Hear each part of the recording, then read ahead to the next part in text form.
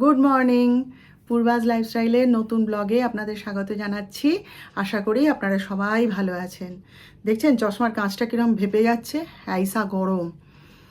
তো যাই হোক, আজকে হলো গিয়ে মঙ্গলবার, আর এখন বাজে হচ্ছে বেলা 10:30। তো আজ আমাদের একটুখানি গা ছাড়া ভাব, কেন বলুন তো? আজকে আমার বর সকালবেলায় উঠে একদম ওই তখন 8টা 8:30 বাজে বোধহয়, এরকম সময় কলকাতা বেরিয়ে গেছে গাড়ি নিয়ে। ওর অনেক কাজ আছে আজকে সারাদিন, সঙ্গে আমাদের যে নার্সিংহোমের যে ম্যানেজার তাকে নিয়ে গেছে। তো আমি যিশুকে জিজ্ঞেস করছিলাম, তুই যাবি না? তোর যে কি কাজ ছিল বললি? বললো না, এই গরমে আর এখন আমি যেতে পারবো না। তো গেছে। তাহলে ঘরে আমি আর আমার ছেলে, যিশুর আজকে ডিউটিও নেই, ঘরেই রয়েছে। তো সেই কারণেই একটুখানি গা ছাড়া ভাব। এই একটু আগে পুজো দিয়ে উঠলাম, উঠে জলখাবার খেলাম, আর যিশু একটু চা বিস্কুট খেলো। তা ওই বসে বসে একটু আড্ডা মারছিলাম মা বেটায়, অনেক রকমের গল্প।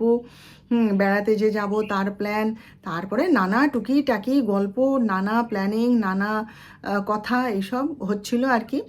আমি বলি না, দাঁড়া একটুখানি, ডাল ভাত তো করতে হবে, নইলে আমরা খাবো কি?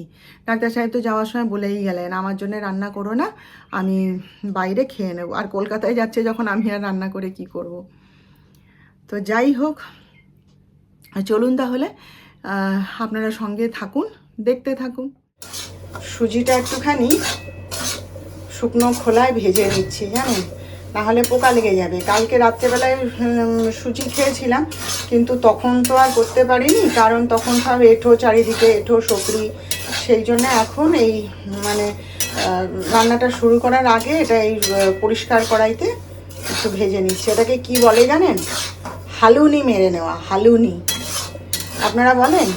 এখানে এসে আমি ভাষাটা শিখেছি যে শুকনো কড়াইতে একটু হালুনি মেরে নিতে হয়।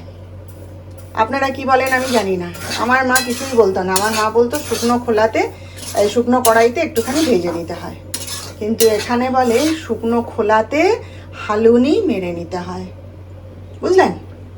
তো আমি এখন সেই শুকনো খোলায় হালুনি মেরে নিচ্ছি।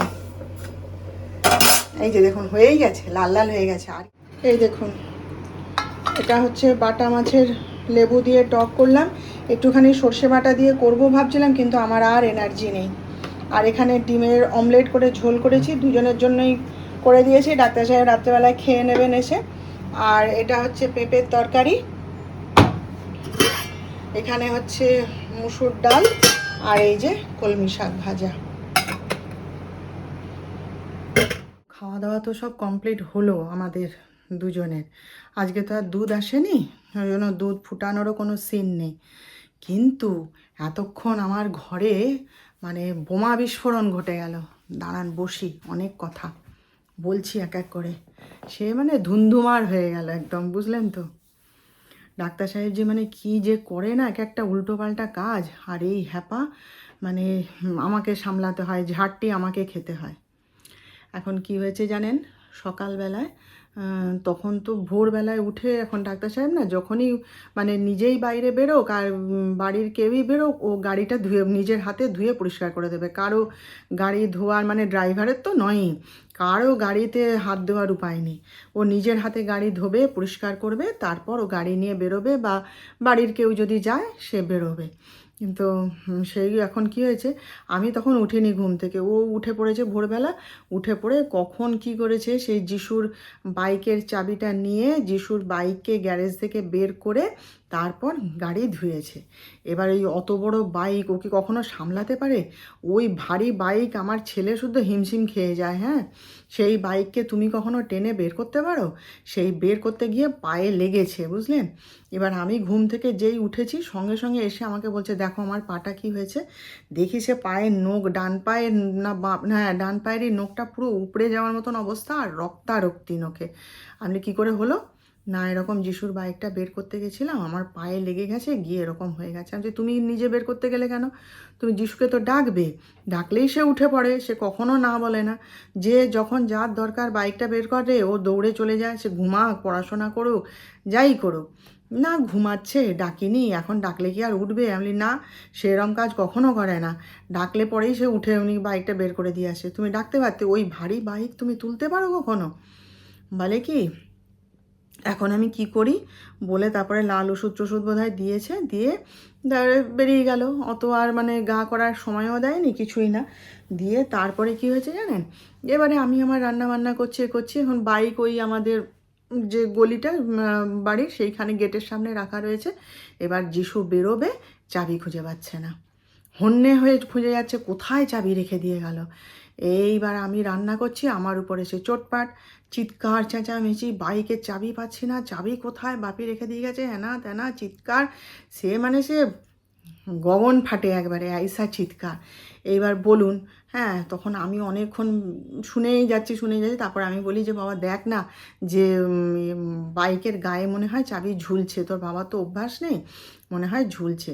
তা সে কিছু বললো না, চান টান করে টোরে এসে বলে দাও খেতে দাও। আমি বলি যে তুই আগে দেখ চাবিটা আছে কিনা, নিজেরও একটা টেনশন হচ্ছে। গিয়ে দেখে বাইকের গায়ে চাবি ঝুলছে।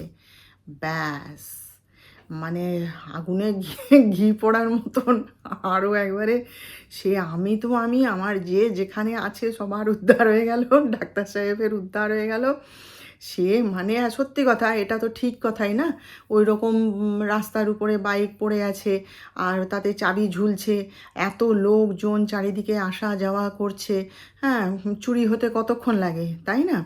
বলে দেখো চাবিটা বাইকের গায়ে লাগিয়ে রেখে দিয়ে চলে গেছে, কীরকম ওর মন কোন দিকে থাকে, হ্যাঁ, কীরকম মানে লোক এই সেই সে মানে চিৎকারে আমি ফাটিয়ে ফেলছে। আমি আর কি বলবো বলুন, চুপচাপ আছি। আমি বলি হ্যাঁ সত্যি তো, ভুল তো হয়েইছে, এটা উচিত হয়নি। বলে আমার বাইক যদি চুরি হয়ে যেত আজকে কি হতো মা তাহলে? আমি আর কিছু বলিনি। তারপরে তো সে এসে বলে দাও খেতে দাও, বলে চুপচাপ খেয়ে ঠেয়ে তো চলে গেল। গিয়ে তারপর কিছুক্ষণ তারপরে ডাক্তার সাহেবের একটা রোগ আছে কি জানেন, ফোন ধরবে না কিছুতেই। বাইরে যদি গেল না, ফোন ধরবে মানে কি বলুন তো, ও বাইরে গেলে যদি নার্সিংহোমে যায়, ফোন ড্রয়ারের মধ্যে ঢুকিয়ে রেখে দেবে, দিয়ে এবার গোটা নার্সিংহোম ঘুরে বেড়াবে, কাজ করবে। মানুষ তো ফোনটা সঙ্গে রাখে, কিন্তু আমার হাজব্যান্ডের ঠিক উল্টো। এবার বাইরে যখন যাবে, আচ্ছা তুমি তো ফোনটা পকেটে রাখবে কি বুক পকেটে রাখবে, রাখবে তো কাছে, ও কি করবে, ফোনটাকে সে বাক্সের মধ্যে পুরে বন্ধ করে ব্যাগের মধ্যে রেখে দেবে। তাহলে এবার ফোন বাজলে শুনতে পায় না। 4বার 5বার ফোন করে যাচ্ছি জানেন, যখন চিৎকার করছে যে চাবিটা কোথায়, চাবি খুঁজে পাওয়া যাচ্ছে না, চাবি কোথায়, সে বেরোবে বেচারি। দিয়ে ফোন তো ধরলো না, আর কি ছেড়ে দিয়েছি। তারপরে এই একটু বাদে আবার ফোন, এই এই একটু আগে আর কি ফোন করেছে। আমি বলি তুমি এক একটা এমন কাজ করো না, তোমার জন্য আমি ঘর ছেড়ে পালাবো। বলে কেন গো, কী করলাম? তখন বলছি, তখন কি বলছে বলুন তো, ও হো, হ্যাঁ হ্যাঁ, আমি একদমই ভুলে গেছি, বাইকের গায়ে চাবিটা লাগানো আছে, যা চাবিটা খুলে নিয়েছে। আপনি চাবি খুলে নিয়েছে, যে সে যা সহ্য করতে হলো আমাকে।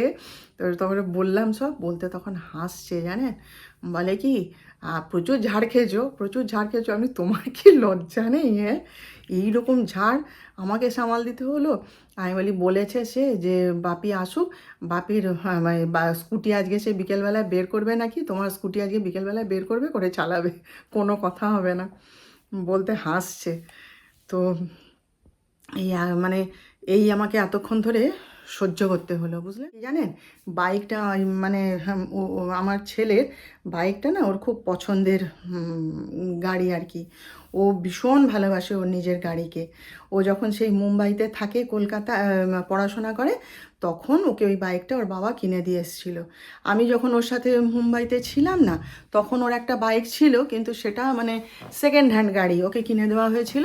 ওর ওই যে ফ্ল্যাটে থাকতো, সেই ফ্ল্যাট থেকে ওর কলেজটা প্রচুর দূরে ছিল। এবার হোস্টেলে থাকতো প্রথমে, তারপরে সেখান থেকে ছেড়ে দিয়ে ফ্ল্যাট ভাড়া করে ওরা 3জন রুমমেট মিলে থাকতো। তা প্রথমে আমি ওর কাছে গিয়ে থাকতাম।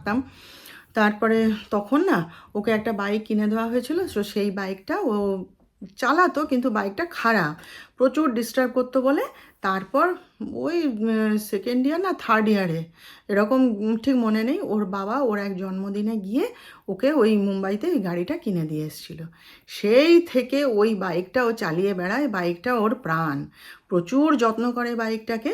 আর বাইকের কিছু হলে ও মানে নিজের কাছে টাকা পয়সা থাক না থাক, যেটুকু থাকবে ও সেটুকু খরচা করে বাইককে ঠিক করবে। বাইকখানা ওর প্রাণ, ওটার কিছু হলে ও সহ্য করতে পারে না, বুঝলেন তো?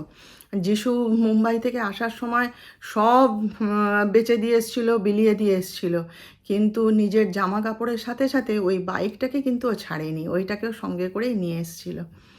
আর বাকি টিভি, ফ্রিজ, এসি যা ছিল সব বেচে দিয়ে এসেছিলো, কিন্তু ওই বাইকটাকে ওর আর জামা কাপড় ওর সঙ্গে করে নিয়ে এসেছিলো।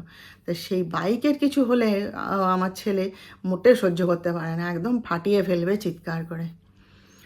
এতক্ষণ ঘরের মধ্যে না পুরো মানে বোমা বিস্ফোরণ হচ্ছিল, বুঝলেন তো?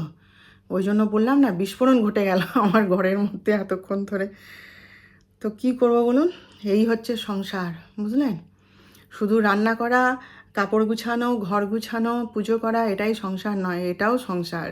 এই হ্যাপাগুলো সামাল দিতে হয়, সামাল দিতে হয়, বুঝলেন? তো চলুন এবার একটুখানি বিশ্রাম নিই, একটুখানি শুই। আজকে আর বাইরে বেরোবো না ভাবছি, কারণ ওই যে ওইখানে রেখেছি ব্যাগ উথলে পড়ছে, এমন সব ইস্ত্রি জমা হয়েছে, বুঝলেন? দেখি আজকে সন্ধ্যাবেলায় যতটা পারি একটু করে নেব ভাবছি। চলুন, সন্ধ্যাবেলা আমাদের লিকার চা খেতে হবে, জানেন তো? মদন আজকে আসেনি তো দুধ দিতে, কি হয়েছে কে জানে। আজকে সকালবেলায় দুধ দিতে আসেইনি, অপেক্ষা করে করে করে করে তারপরে জানেন লাস্টে মানে সে গোপালকে কি দিয়ে খেতে দেবো আজকে সেই নিয়ে টেনশানে পড়ে গেছিলাম। তারপর মনে হলো যে ফ্রিজে দই রাখা আছে, টক দই, সেই টক দই দিয়ে মেখে খেতে দিলাম। কি জানি কি হয়েছে, এরকম করে না ও, কিন্তু সকালে যদি না আসে তাহলে সন্ধ্যার দিকে এসে দুধটা দিয়ে যায়। আবার বাছুরে দুধ খেয়ে নিয়েছে হয়তো, কিংবা কি বলে কিছু হয়েছে, না হলে আর আসবে না কেন, তাই না? কিন্তু সন্ধ্যাবেলায় লিকার চা খেতে ভালো লাগে না, জানেন তো? সকালবেলা খেলাম কি বিকেলবেলা একবার লিকার চা খেলাম ঠিক আছে, কিন্তু সন্ধ্যাবেলায় না দুধ চা খেতে লিকার চা খেতে একেবারে ইচ্ছে করে না, গা গুলায়। কিন্তু কে এখন প্যাকেট দুধ আনতে যাবে বলুন, সবাই যে যার কাজে ব্যস্ত। আর আমারও আজকে আর বেরোতে ইচ্ছে করেনি। ডাক্তার সাহেব থাকলে নাই তো এনে দিত, আসার পথে নিয়ে চলে আসতো। কে এখন যাবে? আর এই তো লাস্ট আজকে চা খাওয়া, ওই জন্য আমি আর যিশু দুজনেই ঠিক করলাম যে চল আমরা তাহলে লিকার চাই খেয়ে নিই। দেখুন এত ইস্ত্রি করলাম সেই সন্ধ্যার থেকে, আরও আছে। তো এখন আর পারছি না, একটুখানি বিশ্রাম নিয়ে এবার রান্নাবান্নায় লাগবো। যিশু তো খাবে না, ও চাউমিন খেয়ে নিয়েছে। আমার আর ডাক্তার সাহেবের জন্য একটুখানি করব। ডাক্তার সাহেব তো এখনও কলকাতা থেকে ফেরেনি, তো ধীরে সুস্থে করব রান্না। তো চলুন তাহলে আজকের মতন বিদায় নিলাম, কালকে আবার আমাদের দেখা হবে। আপনারা সবাই ভালো থাকবেন, আর আমার আজকের ভিডিওটা ভালো লেগে থাকলে প্লিজ একটা লাইক, শেয়ার ও সাবস্ক্রাইব অবশ্য করে দেবেন।